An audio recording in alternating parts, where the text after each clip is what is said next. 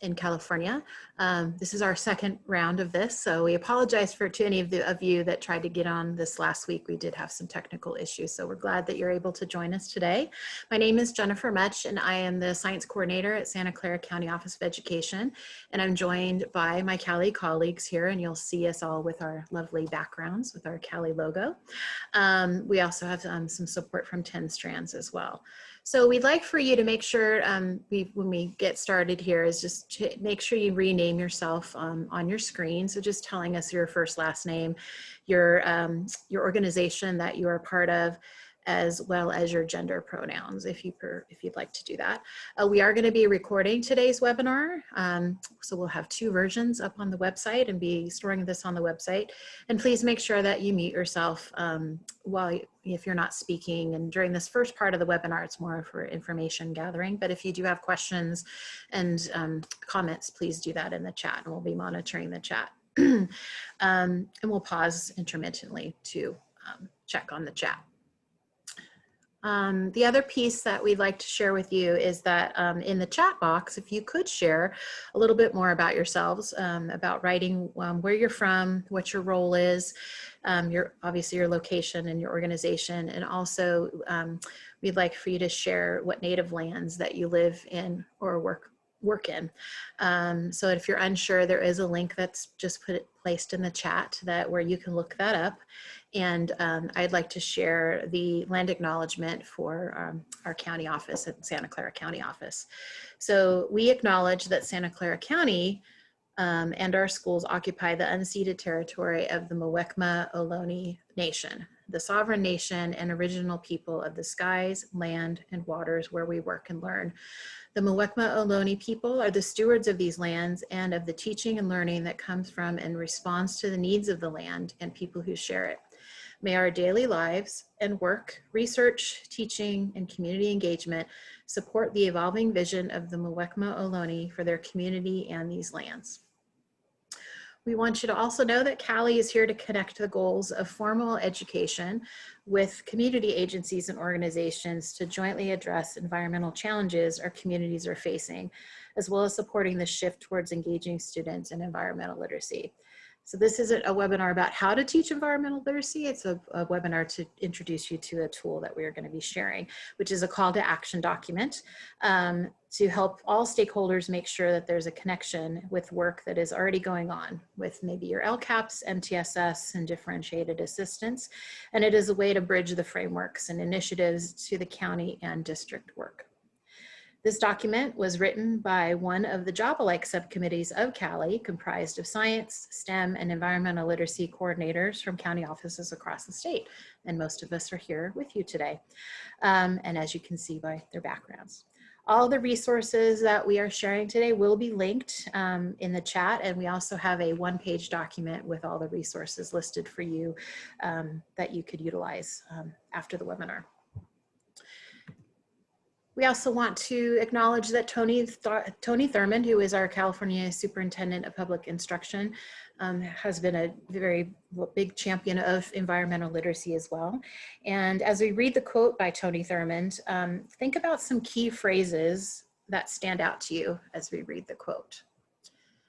Environmental literacy is a key component in our children's education. By meeting our school communities where they're at, environmental literacy integrates the diversity of California's people and places with engaging, impactful learning that begins early and continues throughout a student's life.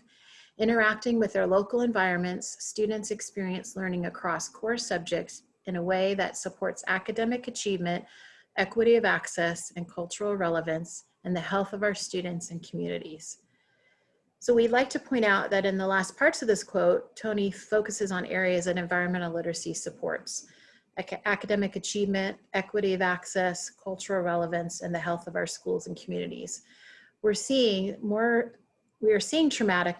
traumatic effects of the climate crisis on our students, their families, and our communities, and especially those communities and folks that are more in the most marginalized communities. So now more than ever, we need to realize that as educators, we can't ignore or shy away from these issues. So the objectives for today are listed here, but I'll also read them again to you. I mean, you can all read, but I'll read it to you also. And we also will be putting the call to action document in the chat if we haven't already. And that's just for you to reference later on, but it's not, you don't need to read it now. But we want to make sure that we emphasize that environmental literacy work should be inclusive and to make sure that we're attending to the needs of all students we serve in California, as is said in one of the objectives. It's actually in the first one. So just today, we're just really wanting you to, see that environmental literacy is a core competency. We want you to understand how to use the call to action document to help you promote environmental literacy in your organization. Consider some action steps that you might take, including inviting people to future webinars or to look at the recording, and as well, and connect the work to your current context and the school system needs. So leading that to our current context. So we want to make sure that we're acknowledging that in these uncertain times, it's important to recognize that there are many issues that we're facing. The global pandemic, racial injustice, climate crisis, and the economic crisis. We know that the gaps are growing even wider among our students with dealing with this current context. We know that research is showing that remote or distance learning has magnified the inequities, especially for our students of color, our English learners, and students with special needs. As educational leaders, these issues are not separate from our jobs, and students are demanding to be informed of these issues that directly affect them. Students are understandably and righteously angry and feeling a sense of urgency. They're acting as our moral compass. So how can we channel this energy and engage them in learning through relevancy and problem solving? So we're going to ask for you we're going to use a Mmentometer. So there's a few ways to access this. The link is put in the chat. If you want to use your phone, which is I like to do that, I just use the QR code and scan the phone and use that. And then the other one is to go to menti.com and enter the code 7855656. So those are the 3 different ways to access the Mmentometer. And we want you to just pick your top 3 most pressing environmental concerns that are in your region and add those to the Mmentometer. And I'll show the results in just a second.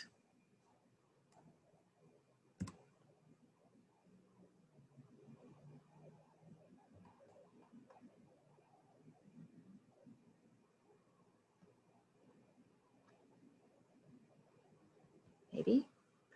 Oh, there we go. Making sure it's there.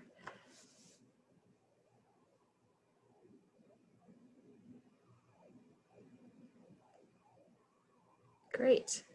So wait a little bit longer, but we're seeing obviously air pollution or poor air quality. We know this from, the effects of the fires that are across the western states.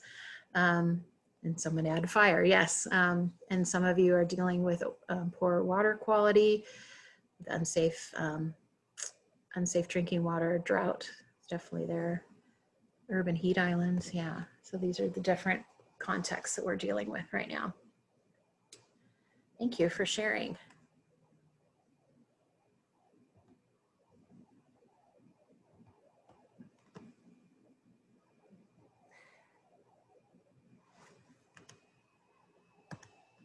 We'll make sure in the slide deck when we share it, we'll put the screenshot of what we all just said. So we have an agenda for today too. So we have just 3 main parts of today. We're going to get into an introduction to environmental literacy and some background of how California's initiatives have developed environmental literacy. We're going to just do an overview of the call to action document. So we're not going to dig in and read it in the second section, but if you are able to stay for the full hour, we're hoping in the last part of today, we will be able to do some group discussion and close reading of the document. So this next part is just is our overview, and we're going to be defining what environmental literacy is and give you some context and history about environmental literacy.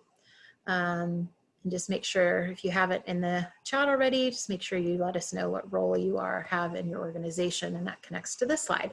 So your role might not be on here, but if it is, we realize a lot of you are representing different roles in your county offices, your districts, maybe in environmental literacy community partner organizations.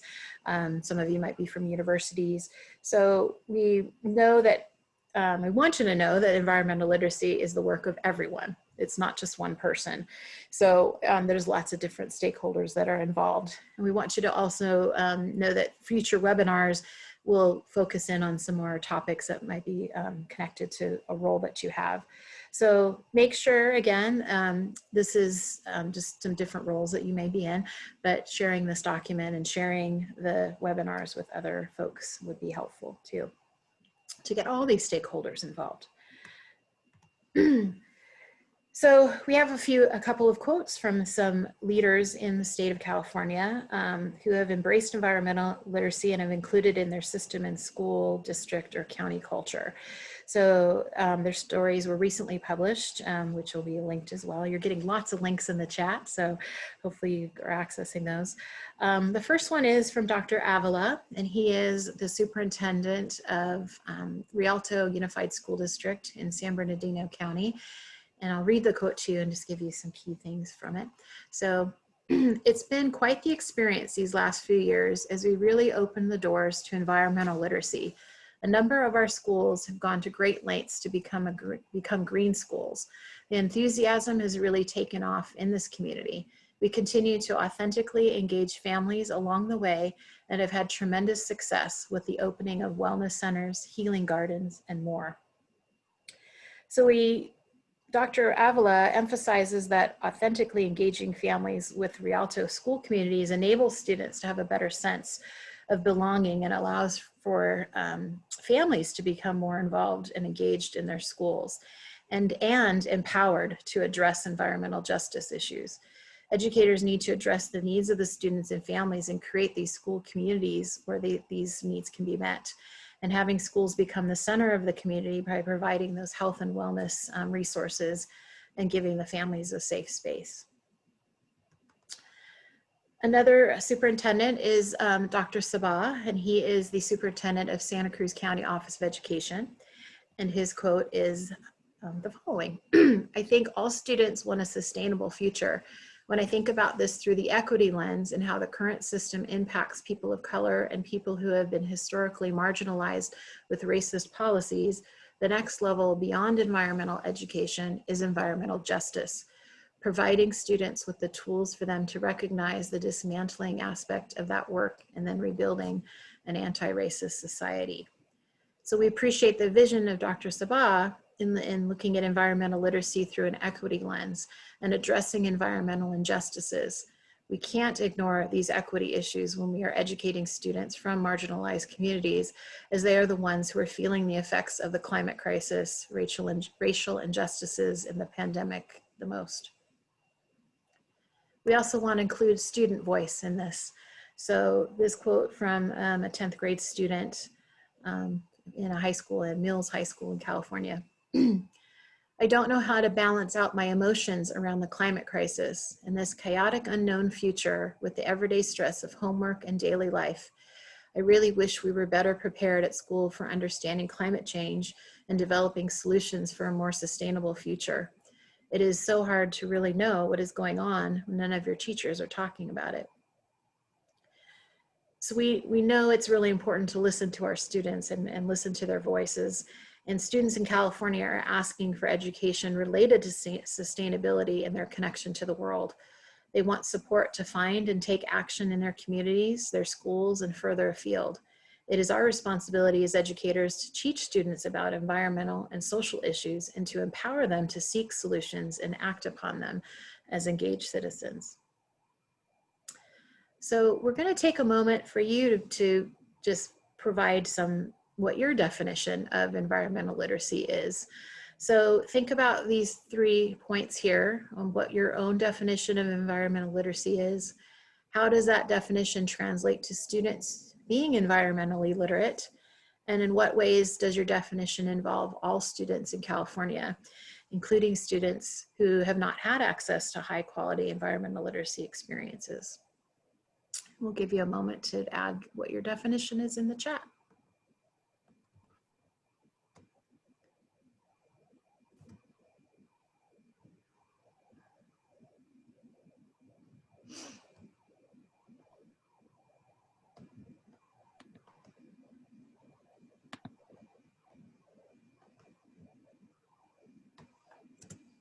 Even if it's just a few words or phrases would be fine.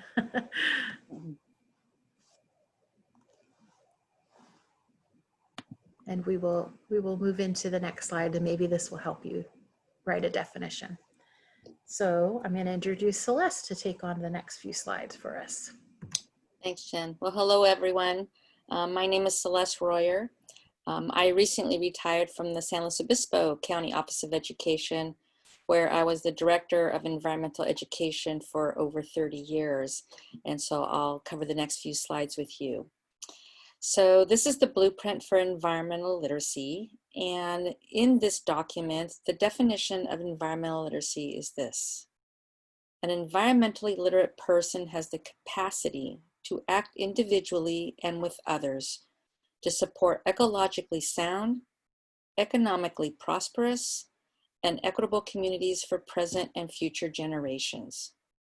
Through lived experiences and education programs that include classroom-based lessons, experiential education, and outdoor learning, students will become environmentally literate, developing the knowledge, skills, and understanding of environmental principles to analyze environmental issues and make informed decisions.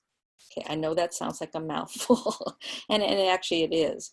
But some highlights to note is that we're really focusing on the ability to take action, not just ecologically, but also economically and in an equitable way. And students need opportunities to get outside into the environment and connect their thinking to classroom instruction. So we're continuing to work on improving the quality of lives for all and addressing environmental injustices. And this work isn't anything new. We've been at it for a long time, but we need to normalize it, and we really need your help in expanding this work. Okay, what you see here is a timeline of how long we have been at it. Okay, so I mentioned that we've been doing it for a long time, and a lot of us in this panel and probably in participants realize that back in 2003, Assemblymember Fran Pavley put forward AB 1548, and when that was approved, it paved the way for the Education and Environment Initiative. Shortly after that legislation was approved, then we actually a year later had the environmental principles and concepts written. We refer to them as the EP&Cs. Over the next 6 years, okay, we collectively, a huge group of people, wrote what we call the EEI model curriculum, and it was approved by the State Board of Education. This were 85 units, both with science and history social science standards. A huge task. Following the development of the EEI model curriculum, in 2013, California adopted the Next Generation Science Standards. And then a task force was convened in 2014. And then in 2015, the California Department of Education published the blueprint for environmental literacy, from which I just read the definition. In 2016, a year later, the EP&Cs were integrated into the frameworks. And this was part of the original legislation, is to have the environmental principles and concepts embedded into all the frameworks for all disciplines. So in 2016, it is got put into the science framework, the history social science framework, and we continued as an environmental literacy steering committee to launch and implement the strategies in the blueprint. We were super excited in 2018 when Senator Ben Allen put forward SB 720, because what this legislation did when it was approved by the governor is it codified the EP&Cs. So now you will see the EP&Cs in Ed Code.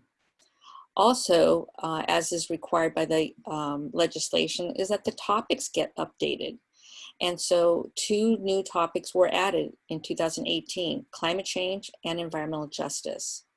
And that year also, we had the instructional materials adoption criteria approved. And then in 2019, just most, recently, the health framework, and then this year, the arts framework, and we're currently working on mathematics. So you can see that this is quite the history, and it gives you a sense that the work that we're trying to do is not something we're going to get done in the next few months or year. This is a long process, and that's why we really want to engage all of our educational leaders to help us move this forward.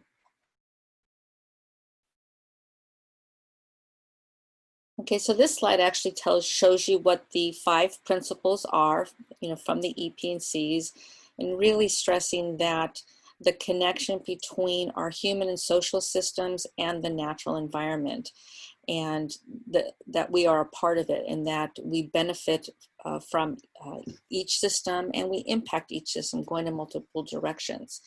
And so there's the 5 principles, and then there's the sub-concepts under each one. And I'll go over the topics that are included in these in the next slide. So these are the different topics that are included. And as I just mentioned recently, in 2018, climate change and environmental justice were added. And so you can see some of the other topics that are included. So when we're teaching, and we have the EP&Cs embedded in the frameworks, these are the kinds of topics that will be included that students will be expected to learn. So it's great that we do update these topics on a regular basis. So these were 2 huge adds. Okay, and so this slide kind of gives you an idea of how we embed the EP&Cs and environmental literacy work into the subject matter projects. So you can see the science framework, history, social science framework, health framework, taking a look at different instructional approaches, okay? And again, you will have the set of slide decks, so you don't necessarily have to read all this text. But I do want to note that it's really important that many environmental issues today are disproportionately impacting students from communities of color. And so the work that we're sharing with you couldn't be more relevant today than ever. And so, please take a look at some of these documents that we're sharing with you, go to the links, read the legislation. I love to sometimes read the details of the legislation. So go to SB 720, take a look at it, understand what it meant to codify the EP&Cs into Ed Code. I think the deeper that we have understanding of what we're trying to accomplish, I think then we can share that knowledge with the educators that we're working with in our respective counties and districts.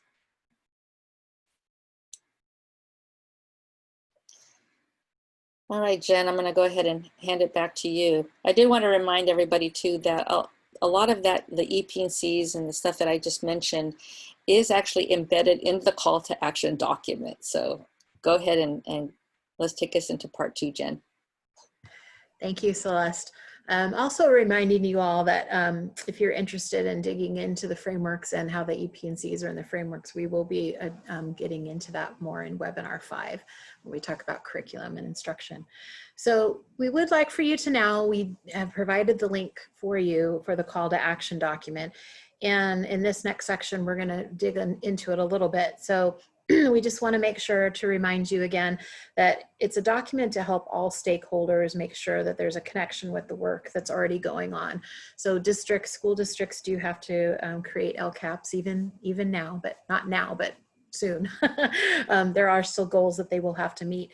And a lot of districts utilize the MTSS frameworks, and some districts are in differentiated assistance. So this call to action helps bridge and connect all those frameworks. So please access your digital version. If you printed it, great, that's helpful too. And the link is in the chat, and we're gonna make sure that we're just doing a quick overview right now of the document. And then, like I said, in the last part of the webinar, we'll dig in a little bit more.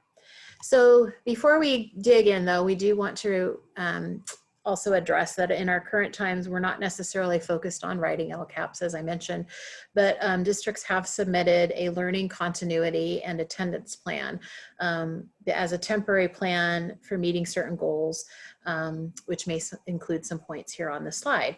So this is from SB 98 when we shifted into distance learning because of the pandemic. So one of the things we'd like you to look at in looking at this list of objectives of the LCA is, where do you see environmental literacy fitting in to your plans for either this semester or the rest of the year if your district or schools are staying in distance learning. So where do you see that? Where can environmental literacy fit in? And we want to also say that, you know, the LCA is helpful in thinking ahead. So when you are going into planning and doing your LCAP and your goals, the LCA plan that you created in your districts will be helpful for that when you develop your LCAP. And we also want to make sure that including environmental literacy in your LCAP is helping your district address equity issues by providing all students access to experiences in natural or outdoor settings that lead to deeper engagement and learning. So again, in the chat, if you'd like to add some thoughts about where you see environmental literacy fitting into the LCA, that would be great. So we also want to show you this particular document. Some of you may be familiar with this. And hopefully you're familiar with LCAP and MTSS as foundational aspects of education. We also do have a webinar that will specifically address this as well, which is webinar 3, when we talk more about LCAPs and MTSS. But we want to just ignore the fine print. We know it's hard to see on the slide, but you will have access to it. And we have given you access to this particular document also. But please just notice the headings on top. So the 3 at the top are conditions of learning, engagement, and pupil outcomes. And then of course, what we did is we looked at these connections with MTSS and LCAPs and utilized this graphic to help us develop our own call to action document. So this is a strong basis for what we did. So with that, we would like for you, again, don't worry about the fine print. Hopefully you have this open in front of you, but we want you to look at page 3 of the call to action document and look at the state priorities. Like I said, we know it's difficult to read the slide, but we want to make sure that you saw where we were looking here. So this table again is organized using the 3 priority areas and shows the alignment of environmental literacy, as you see at the bottom, with LCAP and MTSS goals. So that's the row that we've added at the bottom and have highlighted. So we know that environmental literacy is an opportunity to strengthen the equity work that districts are doing with LCAP and MTSS. And one way to ensure that access to environmental literacy experiences are available to all students in the district is to make sure that there is a budget for that and that it is included in your LCAP. So we're also linking a document that was developed by the Lawrence Hall of Science, which is an LCAP toolkit. So it does help you with bringing in science and environmental literacy into your LCAP, and it's a tool for that. So that's a great piece to use if you need it. So one of the priorities obviously is conditions of learning. So this is on page 4 of the call to action document, and the priorities are listed here on this slide. So when we think about this area, the priorities of basic services, which include facilities and instructional materials, we want to make sure that you're seeing that it's, you know, obviously standards alignment, course access, and connection to MTSS. And the connection here for MTSS is universal design for learning. So most of you might be familiar with UDL and including that in your lesson planning. And integrating.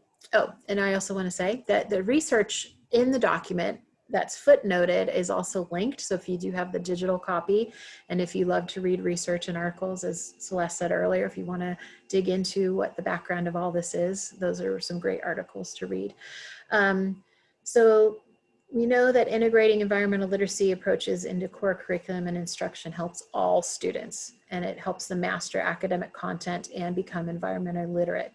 It also addresses equity in that students are given opportunities to build knowledge and skills in all disciplines, which can open career pathways as well that they might not have previously considered. Schools that embrace a green facilities approach fulfill their responsibility to provide employees and learners with access to clean indoor air, safe water, and healthy surroundings, and to support the well-being of community members. And of course, especially now when we're trying to bring our students back to campuses, that's pretty important. So the next page in the document is page 5, and this is focusing on engagement. So take a moment to look at that page.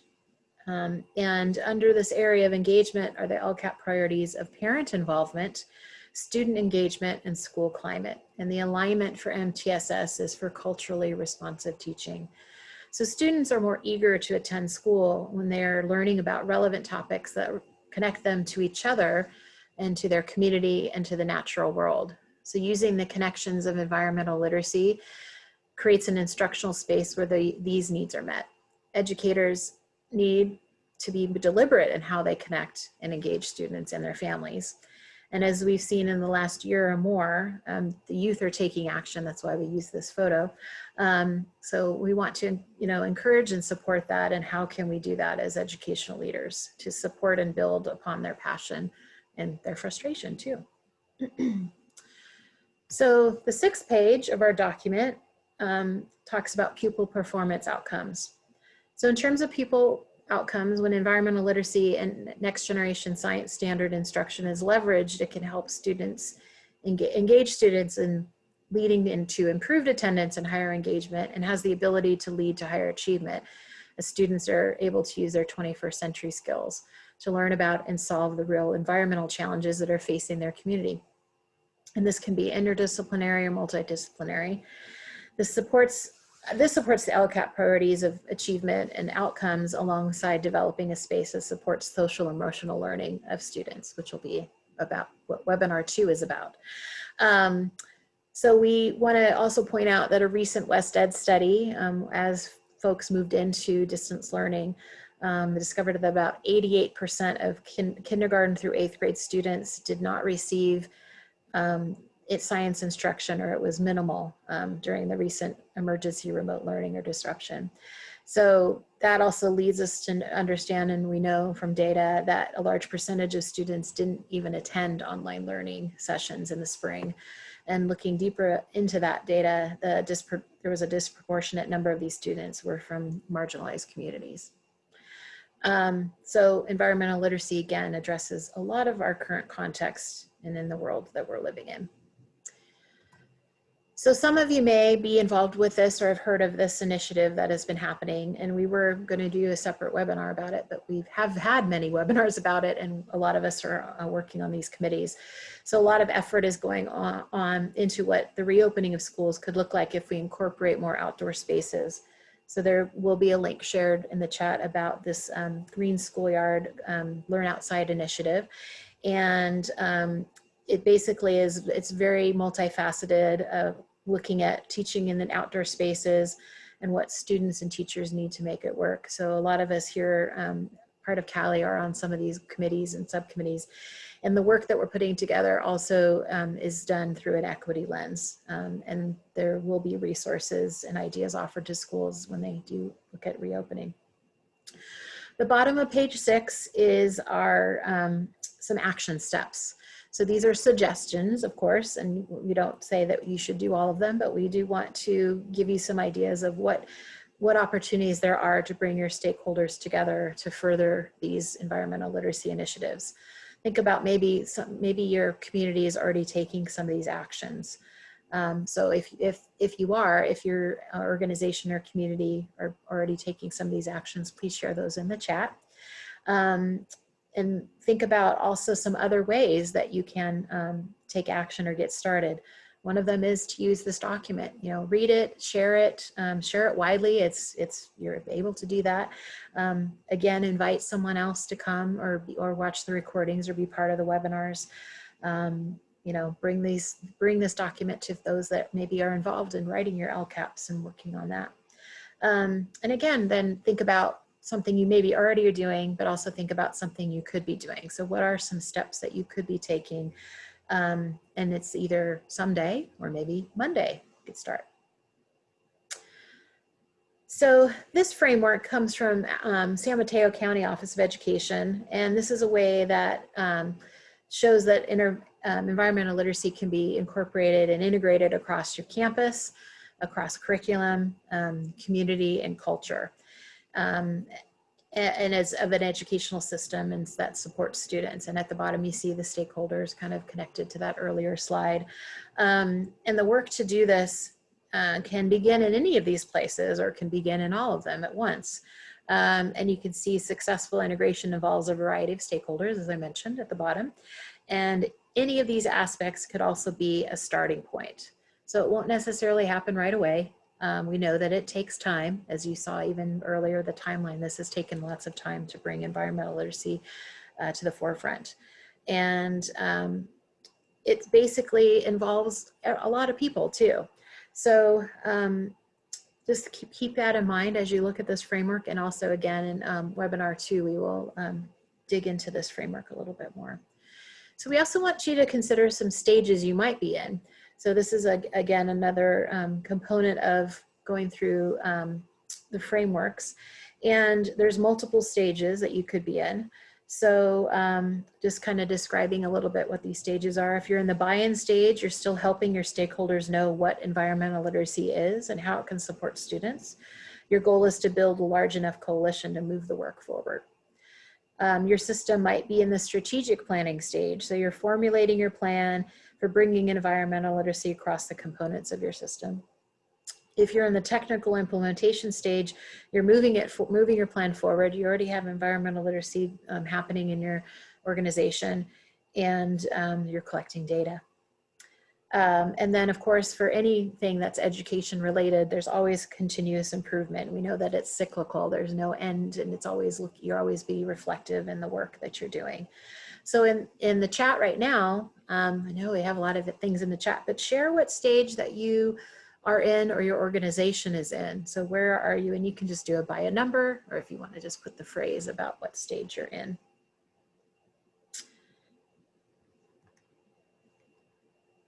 So here, I'll put that back up for a second. And I'll lead into the next webinar, the webinar series, and just kind of thinking about no matter what stage you're in, we just want you to know that the purpose of these webinars is to help bring together the stakeholders who will move this work forward. The topics we're planning. So now I'll move to the next slide. So we're in webinar 1 right now, and our next webinar will be about social emotional learning and environmental literacy. So that actually is next week. So hopefully you've registered for that.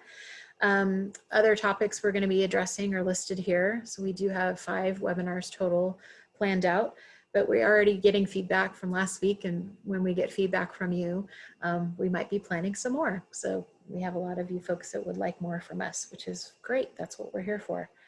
All of these will be recorded and housed on the Cali website, and as well as the slides and any resources that we're sharing. So that website has been shared with you. And we also would like some feedback. If you're not able to stay for the next 20 minutes or so for the full hour, please make sure that you fill out this survey for us to give us some feedback. And we want to just remind you, this was just a brief overview of the document. So if you are going to stay on for the next 20 minutes, we will dig a little bit deeper and have breakout discussions and read the document. So make sure also that if you want more information, that's our website, ca-eli.org. We have a newsletter that comes out, and again, we're going to be doing a lot more work around this. So we also want to thank everybody who was part of writing and contributing to this document. It was a labor of love. It took us a while to get it done, and we're very happy to be sharing it with you all, and glad that you're all here to see the work that we've done. We also want to acknowledge the Pisces Foundation, who also funded most of this work. All right, so a quick stretch, okay?